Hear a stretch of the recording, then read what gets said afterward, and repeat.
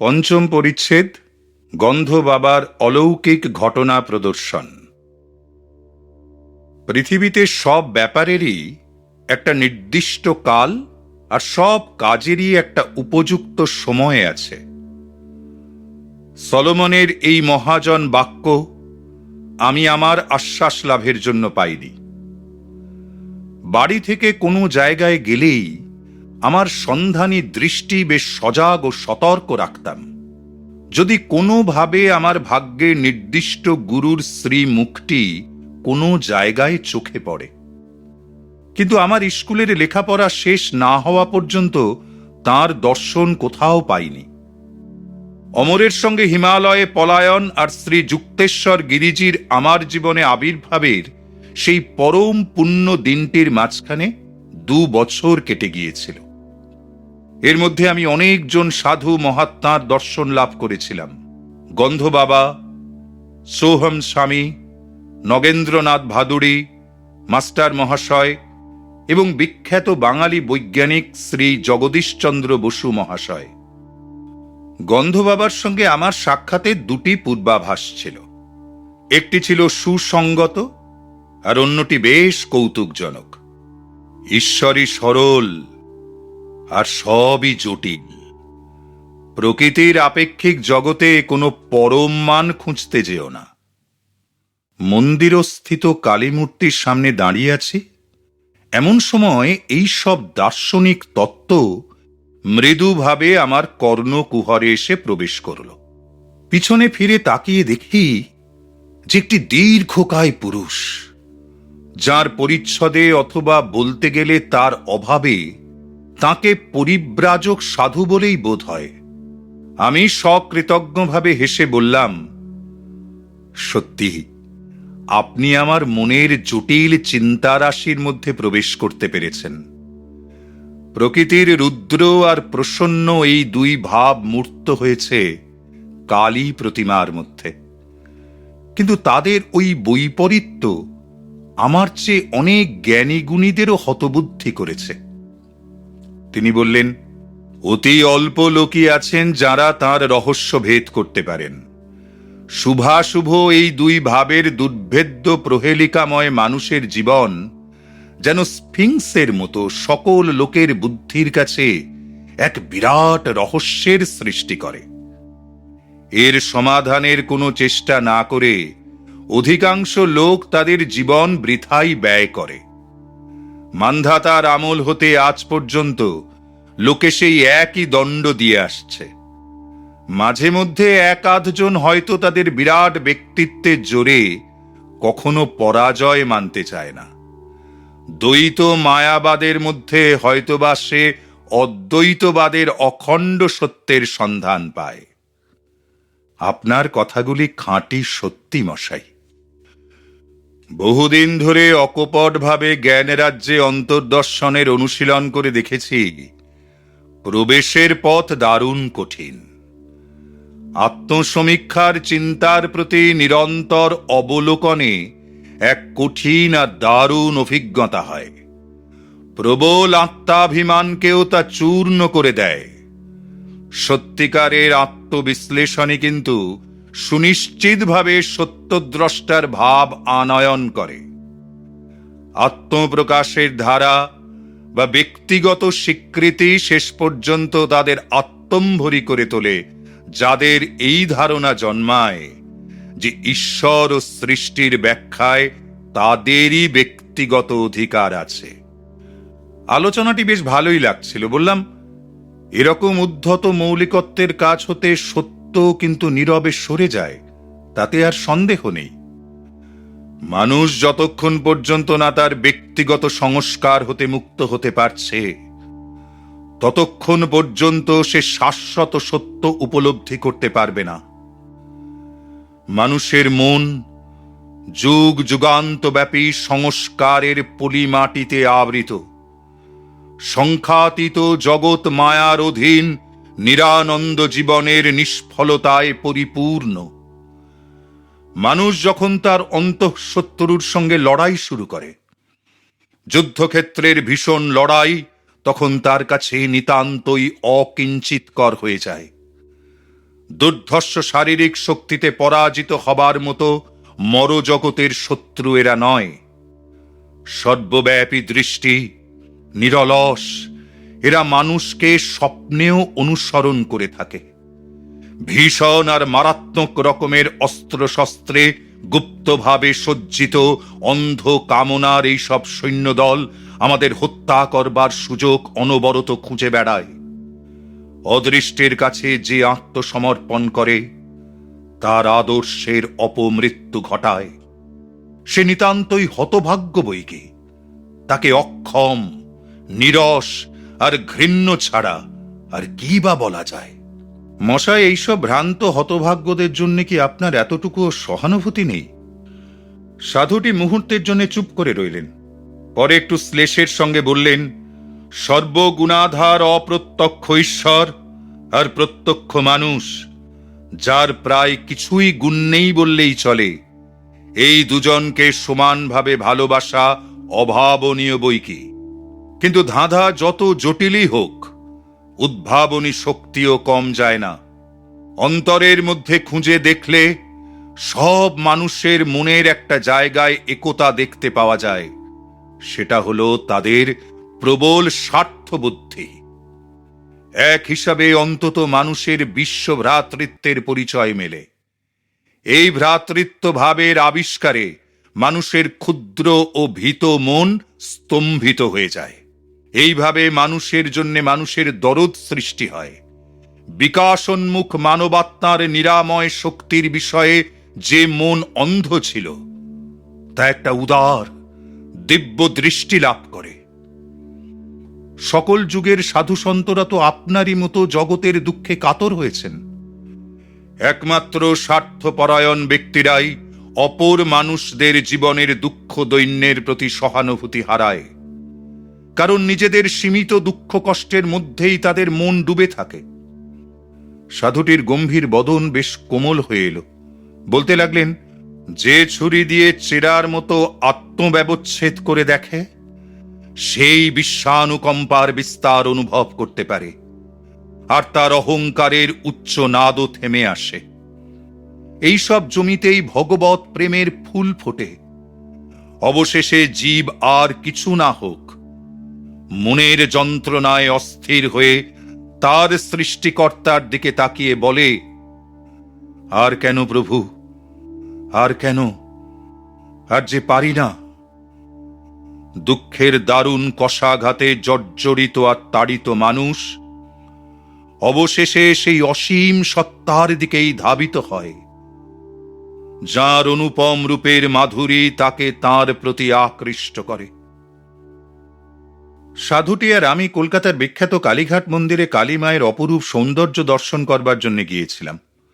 আমার ক্ষণিকের সাথীটি তখনই আবার সঙ্গে সঙ্গে মন্দিরের কারুকার্য ও শোভাকে কোনো গুরুত্ব না দিয়েই বলে উঠলেন, ইট কাঠ মনে কোনো সাড়া জাগায় না, হৃদয় কেবল প্রাণের সুরেই বিকশিত হয়।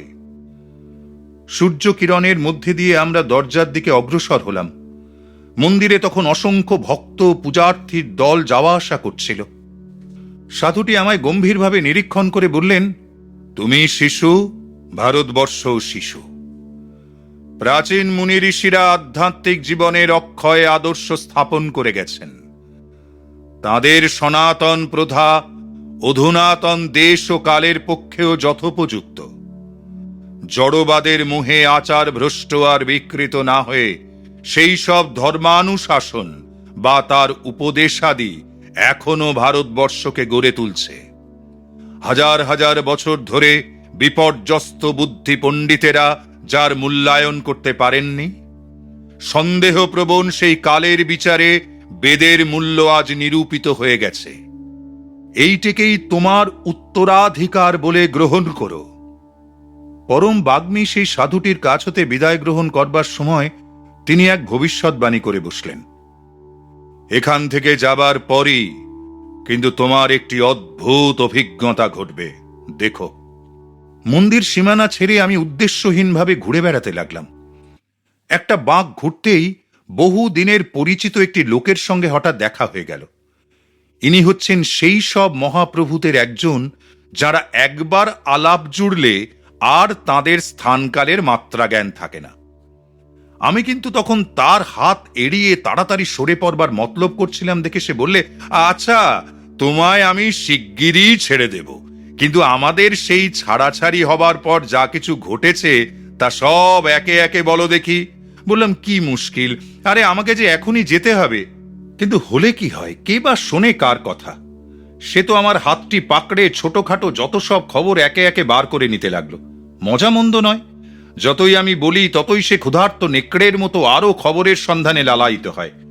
মনে মনে আমি মা কালীর কাছে প্রার্থনা শুরু করলাম, যাতে চট করে পালাতে পারি তার একটা উপায় বার করে দেবার জন্য। সঙ্গীটি হঠাৎ আমাকে ছেড়ে চলে গেল। একটা মুক্তির নিঃশ্বাস ফেলে দ্বিগুণ জোরে পা চালিয়ে দিলাম এই ভয়ে যে আবার তার বকবকানির পাল্লায় পড়তে না হয়। পশ্চাতে দ্রুত পদধ্বনি শুনতে পেয়ে আমিও গতি বৃদ্ধি করলাম। পিছন ফিরে তাকাতে আর সাহস হলো না, কিন্তু প্রায় ছুটে এসে বন্ধুবর খুব স্ফূর্তির সঙ্গে আমার কাঁধটি ধরে এসে দাঁড়ালো। তারপরেই সে শুরু করলো, আরে আমি যে তোমায় গন্ধ বাবার কথা বলতে একেবারেই ভুলে গিয়েছি, উনি ওই সামনের বাড়িতেই থাকেন।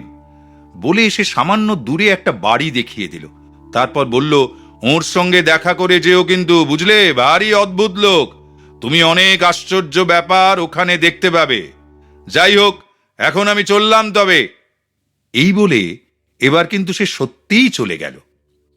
তার এই কথায় কালীঘাটের মন্দিরের সেই সাধুটির ভবিষ্যৎবাণীর কথা আমার মনে পড়ে গেল।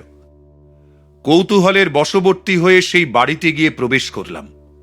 দেখি একটি বেশ প্রশস্ত বৈঠকখানায় একটা গেরুয়া রঙের পুরু গালিচার উপর বহু লোক এখানে ওখানে বসে রয়েছে। বসতেই একটা অদ্ভুত বিস্ময়ের চাপা ফিসফিসানি আমার কানে এসে পৌঁছল। ওই দেখ, গন্ধ বাবা বাকছালের উপর বসে রয়েছেন। উনি যে কোনো গন্ধহীন ফুলের ভিতর স্বাভাবিক সুগন্ধ এনে দিতে পারেন। তাছাড়া কোনো শুকনো কুঁড়ি ফুটিয়ে তুলতে অথবা কারুর গা থেকেও অতি মনোরম গন্ধ বার করতে পারেন। শুনে সাধুটির দিকে আমি সোজা তাকালাম। সাধুটিরও চঞ্চল দৃষ্টি আমার উপর স্থির হয়ে দাঁড়ালো। শ্যামবর্ণ নধর দেহ, শ্মশ্রু বিশিষ্ট, চক্ষু দুটি বেশ বড় বড় আর উজ্জ্বল। বললেন, বাবা, তোমায় দেখে খুব খুশি হয়েছি, কি চাও বলো, কোন গন্ধ চাই? মনে হলো কথাগুলো যেন ছেলে মানুষের মতো। জিজ্ঞাসা করলাম, কি হবে? বললেন, অলৌকিক উপায়ে গন্ধ বেরোচ্ছে, দেখতে পাবে। ভগবানকে গন্ধ তৈরি করার জন্য কাজে লাগান নাকি? তাতে কি হয়েছে, ভগবানই তো গন্ধ তৈরি করেন। তা বটে, তবে তিনি ফুলের নরম পাপড়ির ভিতরেই গন্ধ তৈরি করেন, সদ্য সদ্য ব্যবহারের পরে ফেলে দেবার জন্যে। আপনি ফুল তৈরি করতে পারেন কি? হ্যাঁ, তবে সাধারণত আমি কেবল গন্ধই তৈরি করি। তাহলে আতর তৈরির কারখানা তো সব উঠে যাবে। আরে না না, তাদের ব্যবসা সব ঠিক বজায় থাকবে। আমার নিজের উদ্দেশ্য হচ্ছে ঈশ্বরের শক্তির কিঞ্চিত পরিচয় দেওয়া মাত্র, আর কিছু নয়, বুঝলে মশাই। ঈশ্বরের প্রমাণের কোনো দরকার করে নাকি? তিনি কি সর্বত্র সকল বিষয়েই অলৌকিক ব্যাপার ঘটাচ্ছেন না, বলুন? হ্যাঁ, কিন্তু তার অনন্ত সৃষ্টি বৈচিত্র্যের মধ্যে আমরাও তো সামান্য কিছু দেখাতে পারি। কতদিন আপনার এই বিদ্যায় পারদর্শী হতে লেগেছে? 12 বৎসর। এই অলৌকিক উপায়ে গন্ধ তৈরি করার জন্যে? পূজনীয় সাধুজি, মনে হয় যে কোনো গন্ধ বিক্রেতার দোকান থেকে গোটা কতক টাকার বদলে আপনি যা পেতে পারেন, তার জন্য বৃথাই আপনি এই 12টা বছর ব্যয় করেছেন। গন্ধ তো ফুলের সঙ্গে সঙ্গেই চলে যায়। হ্যাঁ, কিন্তু গন্ধ তো মৃত্যুর সঙ্গে সঙ্গেও চলে যায়। শুধুমাত্র দেহের তৃপ্তির জন্যে আমি তা চাইব কেন? দার্শনিক প্রবর, তোমার কথা শুনে খুব খুশি হলাম। নাও নাও, তোমার ডান হাতটি বাড়িয়ে দাও তো দেখি। বলে আশীর্বাদ ছলে দক্ষিণ হস্তটি প্রসারিত করলেন। গন্ধ বাবার কাছ থেকে আমি গজকতক দূরে বসেছিলাম। আমার গা ছুঁয়েও কোনো লোক সেখানে বসেছিল না। আমি হাতটি বাড়িয়ে দিলাম। যোগীবর তা স্পর্শও করলেন না, শুধু জিজ্ঞাসা করলেন, তোমার কি গন্ধ চাই? গোলাপ। বেশ, তাই হবে। অপরিসীম বিস্ময়ে দেখলাম যে গোলাপের মনোরম সৌরভ আমার করতলের মধ্যস্থল হতে তীব্রভাবে ফুটে বেরুচ্ছে। আমি একটু হেসে কাছের ফুলদানি থেকে একটি গন্ধহীন ফুল তুলে নিয়ে বললাম, এই ফুলটিতে কি জুঁই ফুলের গন্ধ হতে পারে? তাই হবে। ফুলের পাপড়িগুলো থেকে তখনই জুঁই ফুলের গন্ধ ভুরভুর করে বেরোতে লাগলো। এই অপূর্ব ইন্দ্রজালের সৃষ্টিকর্তাকে ধন্যবাদ দিয়ে তার একটি শিষ্যের পাশে গিয়ে বসলাম। তিনি বললেন যে গন্ধবাবা, যার আসল নাম স্বামী বিশুদ্ধানন্দ, তিব্বতে এক গুরুর কাছ থেকে যোগের নানা আশ্চর্য প্রক্রিয়া শিক্ষা করে এসেছেন। তিব্বতী যোগীটির বয়স শুনলাম 1000 বছরেরও উপর। শিষ্যটি গুরুর বিষয়ে বেশ একটু গর্ব প্রকাশ করে বললেন, তার শিষ্য গন্ধবাবা, আপনি এইমাত্র যেরকম দেখলেন তেমনি যখন তখন কিন্তু উনি শুধু কথা বলে গন্ধ তৈরি করেন না। অবশ্যই মেজাজ অনুযায়ী ওর কাজের অনেক তারতম্য হয়। ওর অদ্ভুত শক্তি। কলকাতার বহু গণ্যমান্য ব্যক্তি ওর শিষ্য। আমি মনে মনে ঠিক করলাম, আমি আর এদের দল বাড়াবো না। একেবারে আক্ষরিক অর্থে অলৌকিক শক্তিশালী কোনো গুরু আমার ঠিক মনের মতো নয়। গন্ধবাবাকে বিনম্র নমস্কার জানিয়ে সেখান হতে প্রস্থান করলাম। বেড়াতে বেড়াতে বাড়ি ফেরবার সময় সেদিনকার 3টি বিচিত্র ঘটনার কথা ভাবতে লাগলাম। বাড়ির দরজায় পা দিতেই উমা দিদির সঙ্গে দেখা। বলল, বড়ই চাল বেড়ে গেছে দেখছি, আবার সেন্ট ব্যবহার করা হচ্ছে, ব্যাপার কি? বিনা বাক্য ব্যয়ে হাতটি বাড়িয়ে দিদিকে তা শুঁকতে ইশারা করলাম। শুঁকেই চেঁচিয়ে বলে উঠল, আহ, কি চমৎকার গোলাপের গন্ধ, আর কি অস্বাভাবিক রকমের উগ্র। সত্যি ব্যাপারটা উগ্র রকমের অস্বাভাবিক। ভেবে নিঃশব্দে তার নাকের কাছে সেই অলৌকিক উপায়ে সুগন্ধ করা ফুলটি ধরলাম। ওহ, জুঁই ফুল আমি বড্ড ভালোবাসি বলেই সে ফুলটি ছিনিয়ে নিল। কারণ দিদি খুব ভালো রকমই জানতো যে ও ধরনের ফুল একেবারেই গন্ধহীন। কিন্তু তা থেকে জুঁই ফুলের গন্ধ বারংবার শুঁকতে শুঁকতে তার মুখের ওপর একটা হাস্যকর নির্বুদ্ধিতা প্রকাশ পেল। দিদির উপর গন্ধের প্রতিক্রিয়াতে আমার একটা সন্দেহ দূর হলো যে হয়তোবা গন্ধবাবা আমার উপর আত্মসম্মোহিত অবস্থা আনাতে আমি কেবল গন্ধটা টের পাচ্ছিলাম। পরে আমি আমার বন্ধু অলোকানন্দের কাছ হতে গন্ধবাবার আরেকটি অলৌকিক শক্তির কথা শুনেছিলাম, যা শুনে আমার মনে হলো যে হায় রে, পৃথিবীর লক্ষ লক্ষ ক্ষুধিত মানুষের আজকে যদি তা থাকত। অলোকানন্দ বলেছিল, বর্ধমানে গন্ধবাবার আস্তানায় এক উৎসব উপলক্ষে শতাধিক অভ্যাগতদের মধ্যে আমিও উপস্থিত ছিলাম। বিরাট আনন্দোৎসব, অনেকেই এসেছেন। যোগীবরের শূন্য থেকে জিনিস তৈরি করবার কথা শুনে আমি একটু হেসে কিছু অসময়ের কমলালেবু তৈরি করার কথা বললাম।